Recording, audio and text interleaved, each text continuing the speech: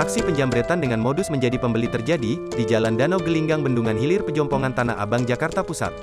Jambret yang mengendarai sepeda motor itu berhasil mengambil tas milik pedagang sayur keliling.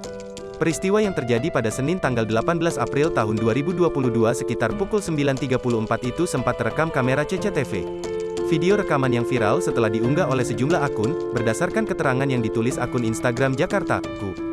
Sebelum beraksi, pelaku disebut mengelabui korban dengan berpura-pura menjadi pembeli yang mendatangi ibu penjual sayur, dan mengatakan ingin membeli daging ayam dan udang. Ketika korban hendak mengambil dan memotong daging ayam, pelaku pun langsung melancarkan aksinya. Suasana yang sepi membuatnya dengan leluasa membawa kabur tas korban yang diletakkan di gerobak sayur.